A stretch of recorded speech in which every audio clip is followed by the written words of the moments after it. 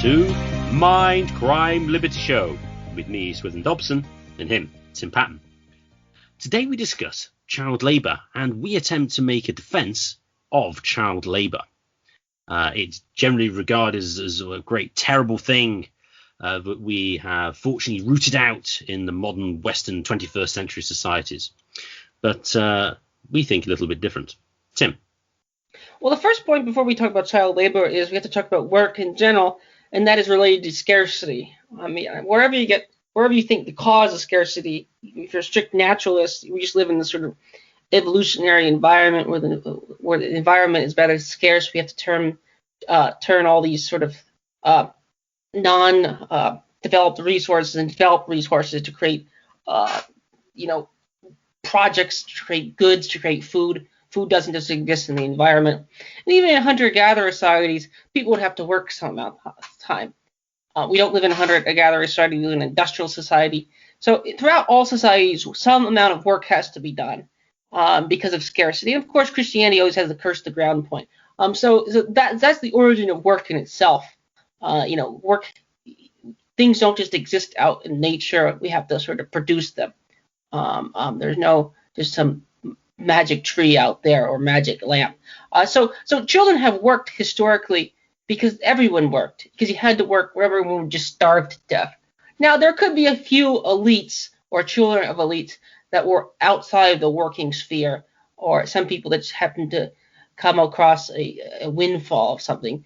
But in general, almost everyone worked, including children, which comes into the first central point about, how do we get rid of child labor? Children, we're going to get to this. Children still work. They work in schools, but children work historically because they had to, and that it was just a scarce society, a much poorer society. And you can sort of measure this with GDP numbers. Even in like 1950s, in the two richest societies of the world, like Britain and the United States, GDP today in our terms is like 12,000. Now there are other things, costs have gone up and so forth. But people, and this is why the hours worked have declined. Now again, the hunter-gatherers and the primitives will always say that, and that might be true, but the Earth can't support that many people living under those terms.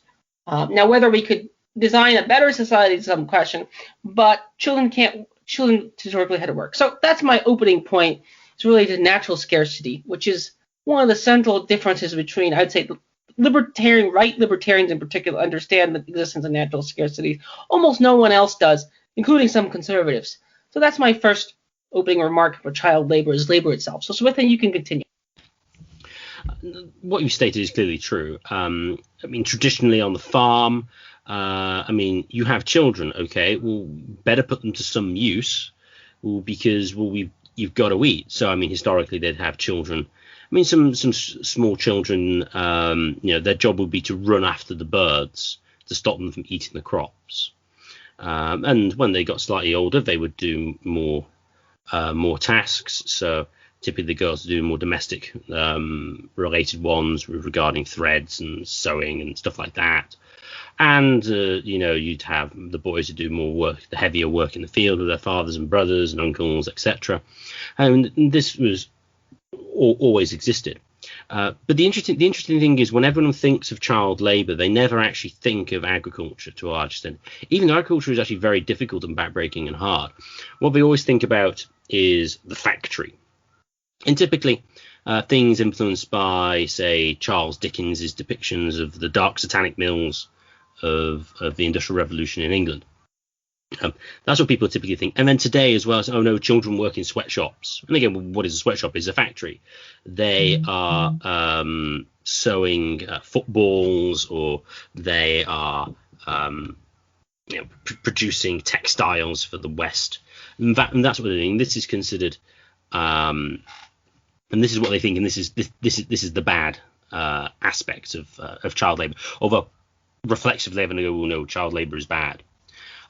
What is interesting, though, when it comes to the Industrial Revolution is an article by Wendy McElroy, who cites that in the Industrial Revolution in England, there was a very large difference between pauper children and free children. Now, free children were ones who were still with their parents, and their parents, decided whether they worked or not, and some of them did.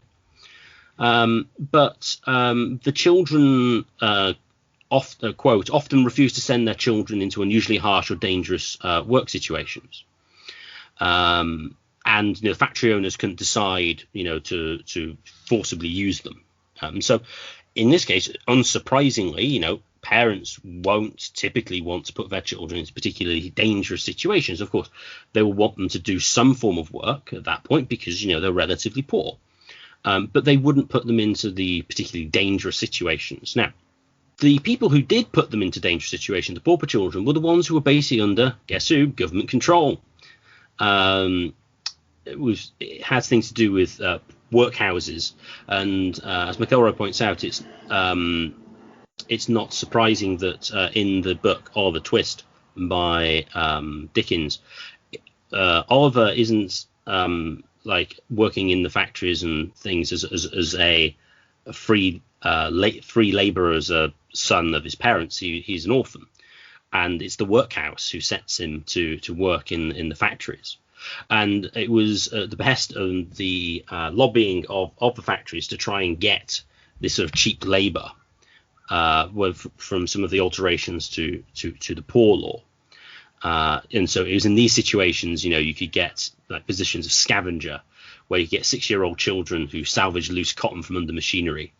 And, the machinery there is very heavy and quick and steamy and like dangerous, and so could collapse on them and injure them significantly. But again, this isn't parents sending their children there because they need the money to help for the family. These are orphan children, and these are sort of offered to the factory owners, basically due to the changing law that allowed the local states to, at the behest of the industrialists, to supply labour to them. So the bad press that child labour has, especially from a historical perspective, is unjustified. Now, whether that translates to the modern day is another question. Although what I would state in general when it comes to sweatshops in the sort of Far East is that they pay more than working in the field, and working in the field is generally a lot worse. I mean, I've heard cases of illegal immigration from like Burma into places like Thailand and Cambodia and Vietnam because they can work in the sweatshops there and they get paid more. Yes, it's not an ideal situation, and of course you could always make the claim that a lot of the land is being withheld from the market, and so people are forced into the factories, which interestingly was actually a case in the 19th century because of the Enclosures Act. You actually had a level of industrialization that took place a lot quicker than would otherwise be the case because you couldn't work in the field anymore because unless you could enclose things with like a stone wall, and stone walls are pretty darn expensive, well, then some aristocrat could basically take your land. So the Industrial Revolution as a whole took place in a way which wouldn't, shall we say, be consistent with Rothbardian ethics, to put it that way. Now, the interesting question, though, is how did we get to a situation in which most children didn't work? The clear result of that, it seems to be that we're a lot richer now than we were, say, in the 19th century or the early part of the 20th century. And to a large extent, that's to do with technology, increased amounts of capital. So then the question arises, would you have developed as quickly, technologically speaking, if you'd still had child labour?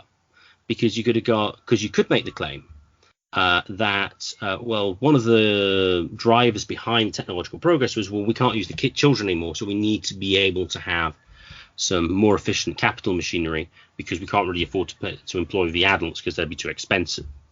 So you could make the argument that actually the abolition of child labour and the restrictions on it were actually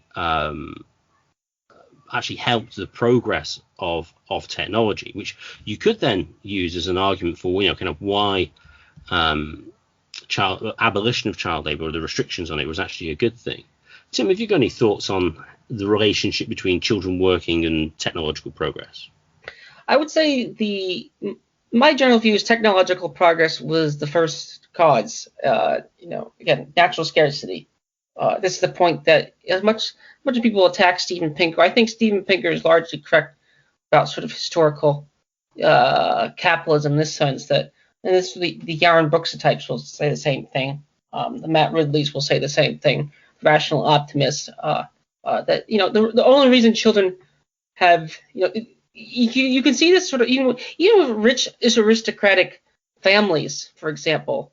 Oftentimes, the first son could afford to go to college, but they couldn't afford to send any of their other sons to college because they need them working. And this was or they needed them doing field management or things or tasks related to that. So yeah, technological progress is the only reason children en masse can have the freedom in that regard not to work for a time period. It has nothing to do with laws saying children can't work. I mean, if you made these laws in the 1600s, all the children would starve to death. There'd be no food for them to pick. Again, you'd always say, like your point about the Enclosures Act, those are all true. But to some extent, that's just water under the bridge at this point either. You can't start anew. You can't perfectly start anew. So you are certain ways stuck in your circumstances in that regard. But we see children working in all societies, including the West historically. So that's my general view. Technological progress one. I would say, in principle, I think it could be possible that it could spur technological progress. I mean, you can make a similar argument about the minimum wage law. That you have, say, at McDonald's now, I think there are far fewer workers employed because basically you can now order all your food on the ordering screens, which I imagine are relatively expensive. So why do they do that? Well, maybe because the minimum wage law is, what I would interpret, the minimum wage law is so high that it's actually very expensive to employ people, so you get capital instead. So you could make the case that the laws restricting labor do encourage capital development. I think that is true to some extent because, labor is going to be relatively more expensive if you restrict it in any way. That said, that still doesn't mean it's an optimal outcome. I mean, the fact that you have technological progress and it's technically better doesn't necessarily mean it's worth the cost, because obviously in the absence of any restriction, that probably wouldn't have taken place. Or it would have taken place at a slower rate. And actually, you could say then labor would be in a relatively better situation vis-a-vis capital. But leaving that sort of small point aside, I don't think you can ever really make a clear case that the abolition of child labor had a significant impact on the development of technology, because the mainstay of technological development capital is saving and investment. And I can't see how, restricting child labor is going to have a main impact on that, because what you need to do is abstain from consumption. You need to leave that money aside to invest into productive activities, which can then produce more or better capital machinery, which then increases productivity. That's the process. So even though you could make that case, and you could make a similar case to with minimum wages today, even if that were true, I don't think it's true to a large extent. And then you still have to make the case that that's going to be a relatively welfare enhancing situation vis-a-vis the situation of having a freer labor supply. So whilst an interesting argument, I don't think holds huge amounts of water. It may be true on the margins. It may be true on the margins that this thing caused some amount of change. But whether it's true overall is, I don't think it's true overall. I somewhat slightly misunderstood your question regarding, can it spur change if you sort of reduce consumption? Well, by definition, it will make some changes, but unless they're sort of extreme. If you raise the minimum wage to $100 an hour here or £100 an hour and you force it to the hilt, it would clearly change things. But if you raise it by $1, it's not, or $2, and you set it to inflation. It's not going to. So I think in an analogous way, we saw child labor phased out in a very small way anyway. They didn't do it overnight. So in that, and in that way, child labor is still being phased out regarding chores, because you see, upper middle class and middle class bourgeois families, children used to historically do chores more, and that has gradually gone down. I never really did chores, really, with a capital C, a capital H. I've done some things as a child, mow the grass and those things, but the main job, if I had one, was school for me. So even those kind of child labors you see phased out over time and get replaced by either gadgets or help, or the parents do them. So that's my claim. Swithun? Oh, yeah. That makes entire sense with technological development with respect to work in the home. There is sort of just less to do. But again, it's technological progress. You mentioned school, which I'll get into in a second. Just to respond to your point about how enclosures act as water under bridge, etc. I do think that's true. It is water under bridge, and you can't really do anything about it. Well, there may be, but the main point of doing that is a lot of people will go, oh no, look, the 19th century was laissez-faire capitalism, and look at all these children that were forced to work, even though they were parish children, not free labor. Oh, and this was all from the genuine free market, and the voluntary exchange is bad.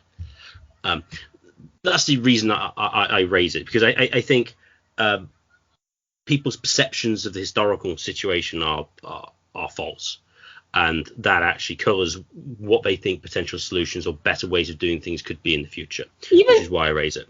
Even the orphanage point is related to natural scarcity. Like people, 1 in 6, I forget the precise statistics about women dying in childbirth, but they were quite high up until a certain period of time in the past. So even those things, again, you can hate God or you can hate evolution for causing the environment to exist this way. You can also you can take the sort of Noam Chomsky line and say, well, why can't we innovate and create a better society? Well, that's true, but we haven't done that. And socialists, when in power, haven't done that either. They've actually had lots of child labor. So we can, there's a certain degree of wishfulness, But even the orphanage, the reason why you had a bunch of people dead, it was because there's just natural scarcity. Now, again, I don't want to bring up vaccines or any of those points, but I do think some of them made some role, but whether future ones, that's a different topic. But continue. Oh, no, entirely. All my cases, I think you probably would have had less. I'm not saying you couldn't have had any. So I suppose you could then say, should all forms of child labor, if it's dangerous, be sort of abolished, and should be made illegal? There's a question we can come to. But I think, as you mentioned earlier, I think is particularly interesting. We haven't even really abolished work for children. We just give them different work. No longer can you work on the factory or on the building site or in the field. What you do is you do work in schools. You are supposed to learn. Well, the thing is, though, of course, you already learned at work. It's just what you're learning. But then we go back to some of our education episodes, and what is the point of school? What are you actually learning? Are you there just to learn the material and become, a more rounded individual, or do you just learn to listen to the bell and do what you're told? And I would argue a lot of children, especially when you get to secondary school age in England, I'm not sure, that'd be middle school in the US, I'm not sure what age, especially around 11 or 12, would rather work than be stuck in a classroom all day. I mean, why would you sit in an English class learning about a text you have no interest in when you could be working at a local shop, stacking shelves, maybe working on the building site with your uncle or somebody else like that, earning some money, which you can then spend? Because you can remember, children have no money. And if they work, they can have an income, which they can buy things that they want. And that's a bad thing, apparently. So when you compare the situation of sort of child labor and no child labor, it's not that the children aren't doing anything. They'd rather do something else.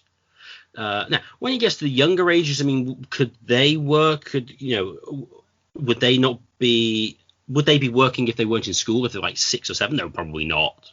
I mean, could they do anything useful? Maybe. I mean, at the margin. But I think in that situation, I think those, and this gets to more educational stuff. But I think when you're getting like 7 and 8, I mean, those kids are probably just going to play as opposed to just be working. Whereas I think adolescence is, to what extent it actually exists, which we discussed before, kind of changes the mindset a bit. But still, we've got to sort of factor in that, even these children, they'd rather play, but no, what they are forced to do is basically work in school, even at the primary age, and produce pieces of work in subjects in which they have little interest a lot of the time. Now, it might be good for them, but they're still doing work. So when you compare child labour, you really have to go, well, child labour is bad compared to what? And really what we're doing here is comparing it to school. And you could say, well, school should be better, but we need to compare what the probable schooling quality is going to be relative to the probable employment. Now, obviously, determining what the probable employment would be quite difficult because they don't work there. But I mean, today, it's likely to be in the service sector. So all the problems of like working in factories and things. Granted, you could work in building sites and things, but just in the general health and safety stuff. If you just allow child labour within the current health and safety laws, the probability of like accidents at work and things are going to be significantly lower than they would have been historically. So you really do need to compare, what they would be likely doing at school compared to what they would be likely doing if they were in fact to work. So Tim, any comments on anything I've said so far with a comparison in school and work, and any additional comments to add? So the point about the comparisons is clearly true. School in public schooling or private schooling or homeschooling, you have to do work with it. You do work, or at least in theory, you do some amount of work, depending on if you want to go full Ivan Illich deschooling or non-schooling or volunteer. You can get into these things, but then again, these things at times, in my opinion, border on utopian, for better or for worse. I'm not against them in that regard. The small scale projects, people can go ahead with them. As far as the working, I'm going to play devil's advocate in some ways in favor of the not necessarily the schools, but I do think there is a time preference thing at work here. There is a degree in which choosing to work in like McDonald's is a dead end job. Now this goes back to sort of the general debate over this goes back to general sort of capitalist versus theoretical socialist debate. If you want to make more money, you have to acquire a skill. Now the reason why that job makes more money in itself might be somewhat fraudulent by theoretical libertarian or theoretical Marxist reason. For example, the reason you have to go to education to get education, like take flying, for example. I've looked into this for my own actual interest. You need a 4-year college degree. Okay, why do you need a 4-year college degree? No one really knows why airlines only hire people with 4-year college degree or military service as an alternative. But that's just required. Now that shouldn't be required. There's no real reason. You can learn to read. Now the real reason is because it's just expected, and that's what the Brian Kaplan jump through hoops argument and stuff like that. But to learn to fly a complex airliner, you do need about 5,000 hours at least, probably even more than that, and it is expensive to do. So there's a certain degree in which even if a company would pay for your training, they have to sort of have some way to tie you to do it. So it is sort of forces you to do. It does require a time preference. It requires reading skills, math skills, and those things. So just a thing like that. But that resembles more of like apprentices in those regards. So and actually schools today just give you a bunch of debt.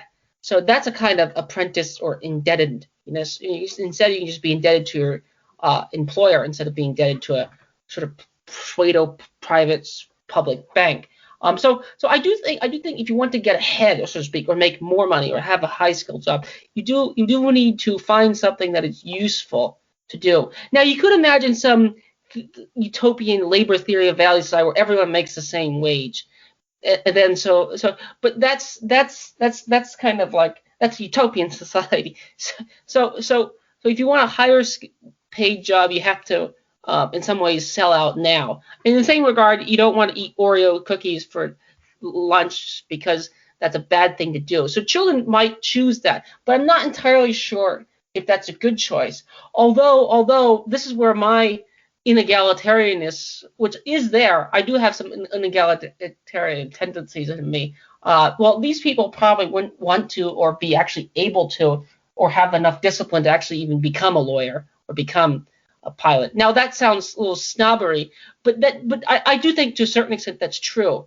Brian Kaplan says it's probably better for some people to buy lottery tickets, or Bitcoin for that matter, than to spend $200,000 to become a theoretical physicist. So those are my overall comments about time preference. I do think you have to sort of, if you want to, again, you could go back to sort of theoretical argument about what is this a good idea in itself? Well, I don't know. I mean, but to some extent, we just have to take the society that we live at as a given, and the state interferes significantly. So those are my comments regarding that. I think what you have to take into account here, to a large extent, is the parents. The children, if you left them to their own devices, probably wouldn't want to do very much. Well, they might, or they just want to play and not really do much and not be particularly valuable. So you get like it's interesting, the college graduate who still lives with his parents and plays video games in the basement. You could get people like that, but effectively at sort of age of 14 or 12 or something on those lines. That's entirely possible. But would they just go into dead-end jobs? Well, it depends on what the parents would do. But even if they were to, for example, to go into dead-end jobs, if you could argue McDonald's is a dead-end job, because interestingly, you can actually climb quite quickly into the McDonald's hierarchy with those. Maybe because I think the labor turnover is so high. So if you stay there for about 20 minutes, then you can ascend because you're clearly a committed employee. The thing is, and this is one thing school is kind of. One thing school is bad for, it kind of assumes that all the training and learning you need to do is between like the ages of 5 and 18 or 21 if you go to a degree, but thereafter it kind of doesn't really matter. It's like, well, okay, let's suppose you're not doing that now, you're not learning the stuff that you should be learning. Well, why couldn't you learn it in the future? Now, you could make the case it'd be better for you to learn it now. That's true in certain circumstances. Obviously, say like reading or writing. But other things, like, well, do you really need to know about the planes that you're going to fly? If you're not going to fly them yet, well, no, maybe not. And as you point out, if you did have a situation where you had sort of more obviously child labour, you probably get a significant amount more of traditional sort of apprentice type things. Although what I would say is that's probably been hampered by the court system and insurance contracts and things. So that's another subject area. So that would influence it. But that would, I think, clearly result. And so you'd have a much more variegated sort of land of work and school.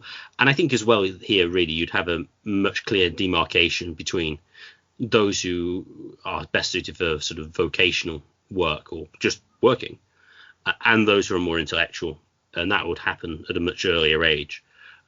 One of the biggest problems with one of the problems with the education system is assuming that everyone's basically academic, and they aren't. Very few people have an academic disposition. So I do think that would change significantly. But when we mention the parents, this is the interesting area. Is then we get to the idea is, well, let's suppose that your parents want to send you to a really dangerous job because they can earn money off you, because you pay the money to the child, but then you just charge a child rent for the same amount of money he earns working at the mine, or more than likely these days, I don't know, he works at Costa, or he works at a local building site for a building firm or something as a labourer. is should parents be allowed to send them there? Because it's going to get to the question, should the parishes have sent the children to work as scavengers? I mean, these are the questions that arise here. Tim, any thoughts on parents and sort of what they should or should not be allowed to send their children to do? The old should or shouldn't question. If parents, this relates back to scarcity. I think if wealth rises, parents will have more choices not to do so. Although some people will just treat their children quite poorly and just basically run them like to make money and collect their wages. That's probably true. I don't really see any way around that. As you point out, the state that will do the same thing. The state will do the same thing. That's how you got child labor in England. It was the free laborers who had, their parents would, stick the tide up. And again, why are there people in this position? Well, their parents are dead or their parents are in jail. And it's like, well, you can abolish prisons, but then again, you have to deal with crime and things like that. So that's a long running, a triad, long running tangent in there to get to that question. But I don't think parents should send their children to dangerous jobs. But if they really need to, if it's a choice between that and starving to death, then no. Maybe we could ask, well, why is this the situation? But then again, those questions don't really get answered per se. For example, in North Korea, children, so like the Socialist Republic of North Korea, and yes, I will go there. Children work quite dangerous jobs there. So the idea that somehow it's only in certain societies that children work, probably not. I mean, I think good parents won't do that. I was interestingly watching some of the Hutterites, which is sort of a Christian sect related to the Anabaptists, and they have communal living. And there, the children work, but they give them more. I wouldn't say remedial jobs, but they give them jobs that aren't as hard or aren't as dangerous. In general, interestingly, dangerous work in itself. Why does dangerous work exist? I guess you could ask. Well, again, some dangerous work exists because we need certain things, and so that's why we have to have dangerous jobs. Maybe we don't need. If you want to make an MRI machine, for example, you're probably going to need coltan for the computer chips. Now, coltan's mined, I think, in the Congo. It's probably done by a child or your cell phone. Computers aren't just created there. So should adults do that? Could we design better equipment to do that? Probably. But that requires capital. Capital is scarce. And we've yet to design some better way out of this sort of some pickle. So I don't think children should work a dangerous job. Although school's quite dangerous if you count Ritalin usage too. I don't think parents should give their children Ritalin so they could go to a public school. But I in theory, I empathize why some parents do that. Well, I want them to make money as adults, so they need to do well in school. So I have to sort of get them to do better in school, and this drug will get them there. So Ritalin has some dangerous side effects too. I don't think parents should, but we don't live in the should world. We live in this sort of we don't live in the ought world. We live in the world as it is. So that's my general comment. Would you say it should be illegal? I don't think it should be illegal. If it's illegal, in the state in England, it was from your summary, I think it was the state itself that did it, fawned it out. I don't think it should be illegal. No. I think when it comes to dangerous, I mean, dangerous is on a continuum. I mean, some things are more dangerous in certain respects and some things are less dangerous. I mean, the obvious question is, though, when dangerous, okay, what is going to be best for the child? I mean, that's what most parents would typically go about deciding. And if for whatever reason it was going to be best for the family as a whole, that, the child should go and work in the cobalt mine or whatever, well, then that's probably the best thing to do. So, I'm going to cut in here for 1 second. I'll ask you a question. Do you think in history, this is true in England from my understanding as well, but I'm a coal mining area in United States here, and children of this age would work in breakers when they're this age, like 10, 11, in some cases 9. Do you think this is a good turn event? Now, again, you could always get into sort of the theoretical history of how you got there, but I don't bemoan the parents for sending them there. No, I mean, it could have made entire sense. I mean, given the circumstances of the family or whatever, that could have been the best thing to do. I mean, different parents will have a different assessments of what we should do, but I mean, most parents, 90% plus, typically want to have the best things to happen to their own children. The interesting question is then, well, what about the 10% who don't really care? I mean, 10% is probably very high. It's probably a lot less than that. Well, they're always going to be a problem. Could they send them to dangerous jobs that you probably wouldn't send them to? Well, maybe. But people are going to engage in sort of less than optimal behavior a lot of the time. So does that really mean it should be illegal? Well, probably not, at least not necessarily. And also, even if you were to force these children to go to school, instead with compulsory attendance laws, I mean, are these the types of children who are probably going to do that well in school, on average with very little parental support? Because we can say the parents don't care.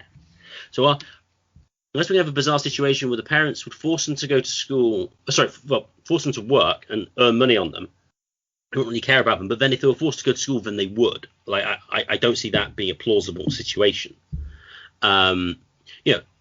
If you've got parents who simply don't care, well, you've got parents who don't care. Now, you could say on the margin that, that there could be some children who'd be relatively better off if they were forced in school, because they would learn things that are useful. And, they probably would less chance of having like their fingers cut off, or just maybe not even fingers, just doing like a dead end dull job, not being paid very much because the parents want the money on to spend on booze and fags. That's cigarettes for the Americans. That's what they would do. So I mean, that's possible. It could work, but the problem I would have is as soon as you start sort of trying to prohibit things to deal with a minority of people who are doing things less than optimally, you end up just going to end up regulating everybody, and you will prevent potentially useful experiences and things for children to have are going to be illegal. Because if you had like good parents, it might be good to go to the breakers for a bit, work there for a few months, maybe not 2 years, but things might be good for their character, good for a bit of extra money, and then do something else. But just to blanket ban it, well, then they go, we don't blanket ban it, then you allow them to do for this time of the year, but how many days? And then as soon as you end up doing that, you're just going to end up with a myriad of a massive paper book full of rules and regulations, which may have some positive value, but almost certainly you're going to have more negative outcomes than positive ones, just because the only way you're going to start regulating it is going to require regulation after regulation after regulation. So, you get bad parents, And then the other question is, why do you get bad parents?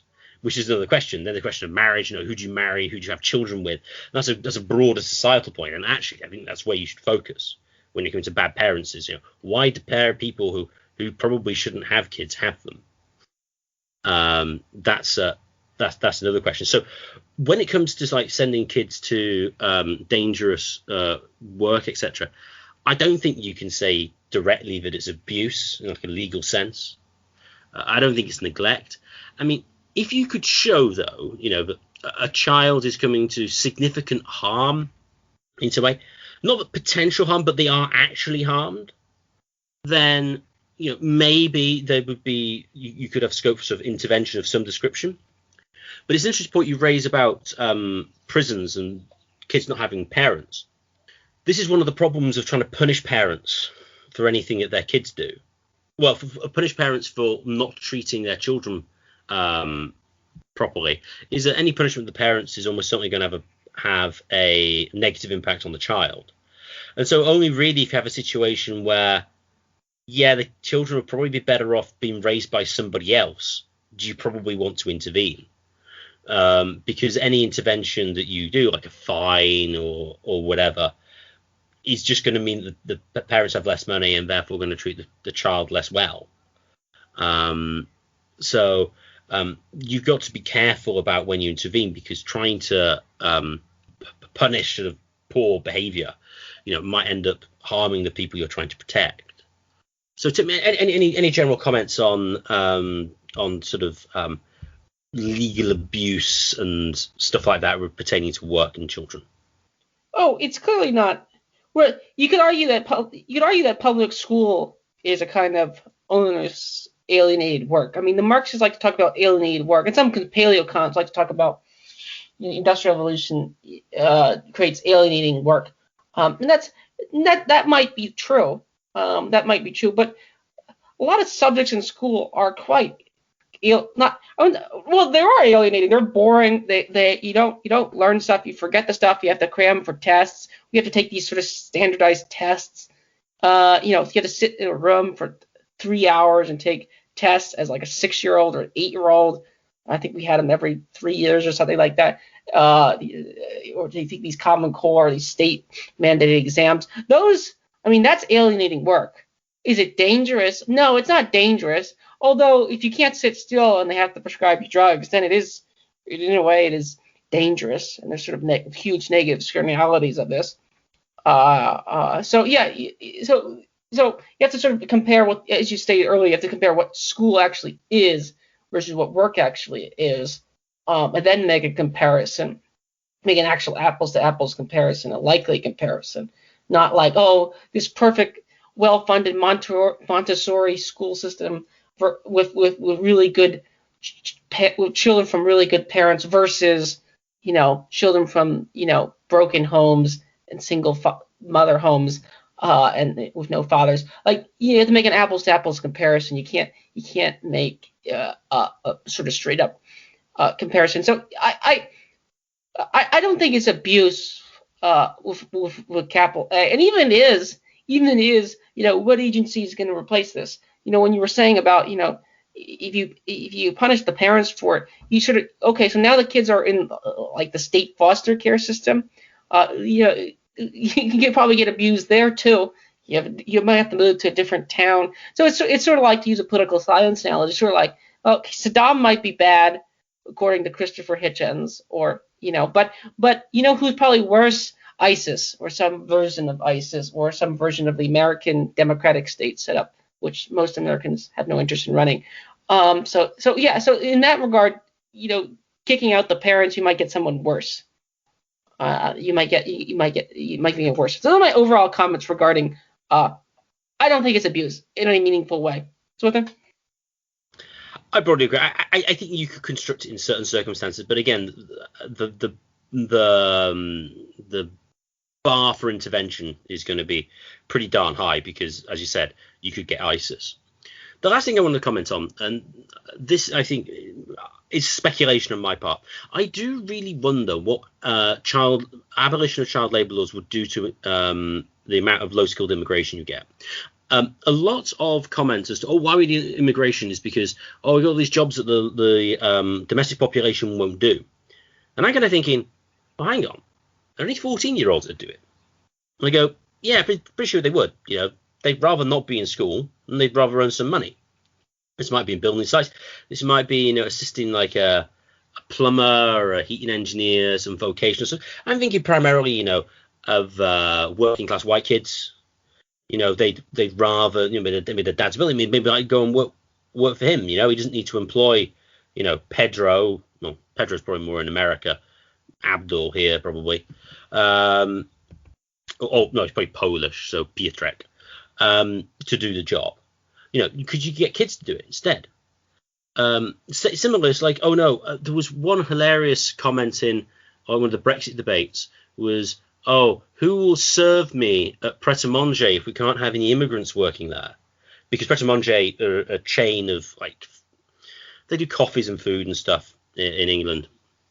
And at least in one London store, all the staff are foreign, and they hire a lot of foreign workers. And it's like, well, other people could do the job.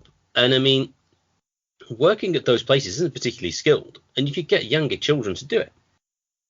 So I do really wonder what this would do about the wages that could be paid, the wages that would be offered, and the number of immigrants that business would claim that they need, because actually business would have lots of workers they could use. They could use kids, although they might decide they don't want to do that because then they might have to train them. So back to the school situation in England, one of the major justifications of certain quarters was they wanted compulsory education because the factories didn't want to train their workers. They wanted the schools to do it for them for free. So, Tim, on my speculation, do you reckon the entire abolition of child labour would probably lead to a significant number of children working in industries which currently have large levels of immigrant labour? And if so, do you think this would make significant impacts to sort of like the amount of immigration of low-skilled workers, or at least the clamour for it from sort of like business? The clamour from business owners, maybe. I think it would make some level of indentation. It would make some dent from the clamour for business. But I suspect a lot of the demand for immigration is cultural reasons.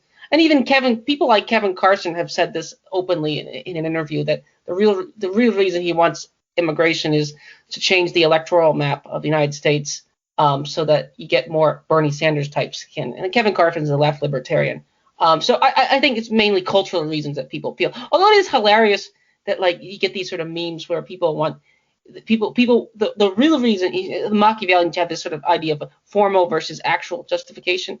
Your formal justification, I'm a good, hearted humanitarian, but the actual justification is you want people to work. The American equivalent would be McDonald's or some, have some foreign waiter serve me making, which is fine. It's fine from a purely capitalistic standpoint. But I do think it would make some indentation, which might have a snowballing effect. Maybe people then later in life would be more willing to work there because they worked there earlier in life, and they'd be able to do it or acculturated to do it.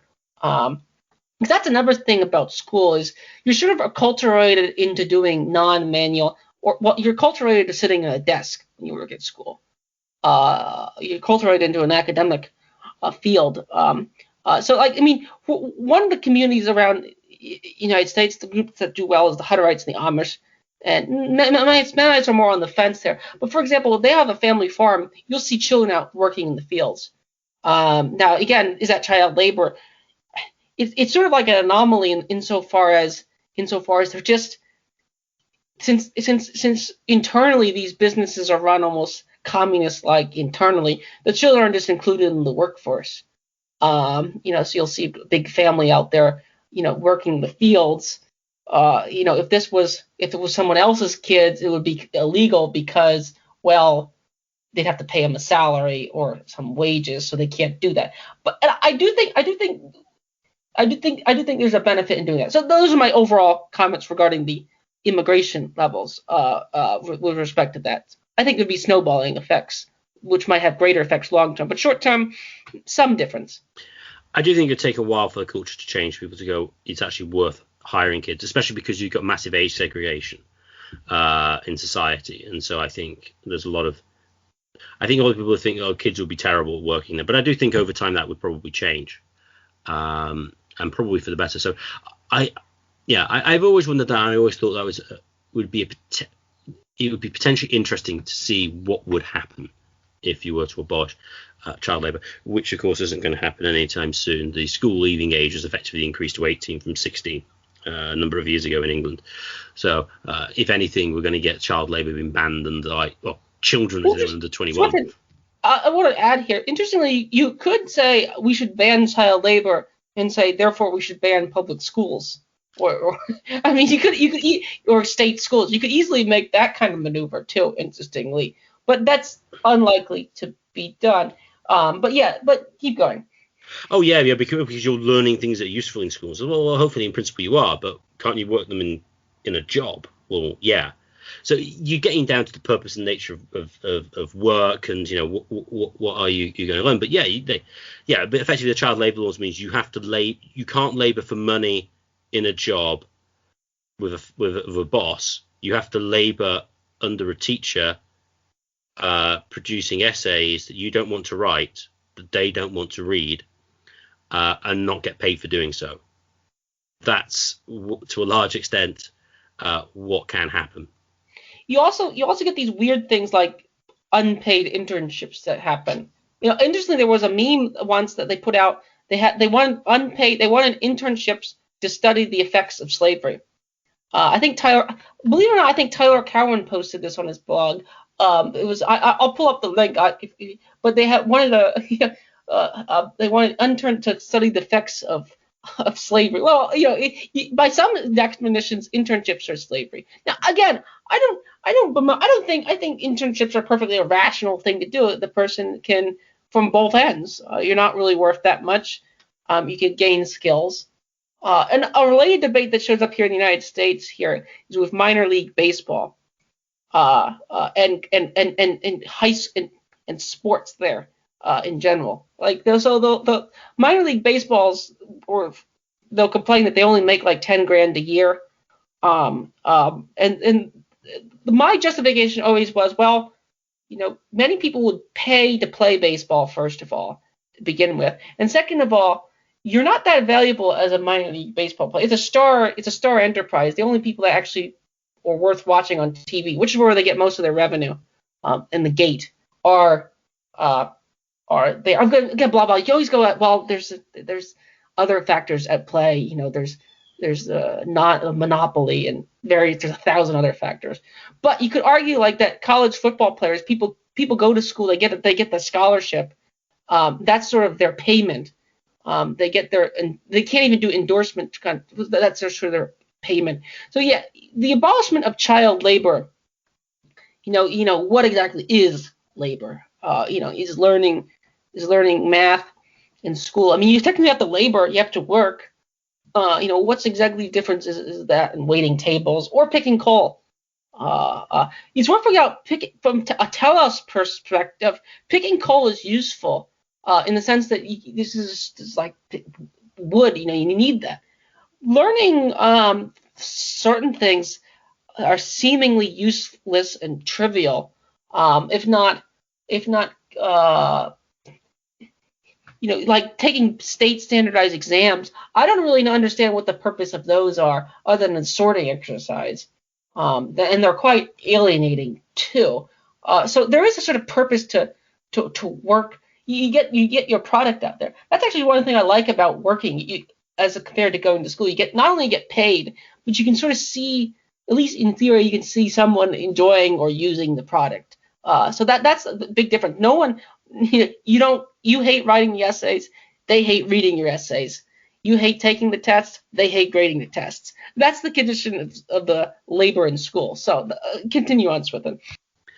No, that's entirely true, and I do think that's the case. I think a lot of people who don't have an intrinsic academic disposition, they don't really see any point of learning stuff for the sake of it, and so they're not really motivated. Whereas in the practical application in business or whatever, they can see they make money, the customer's happy, they see the purpose of it, and therefore it's more rewarding and sort of in a sense less alienating.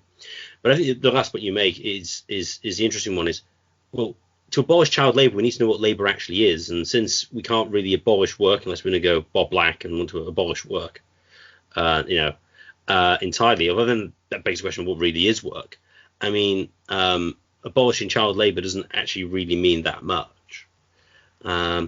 So I hope you've all found this of interest. Thank you for listening. If you have enjoyed this, please share it with your friends and family, and subscribe to us on Podbean and YouTube. The more subscribers we get, the higher we get in the search rankings, and the more people can listen to the material. And if you'd like to contact the show for any reason, please contact us at mindcrime libertyshow@gmail.com. That's mindcrime libertyshow@gmail.com.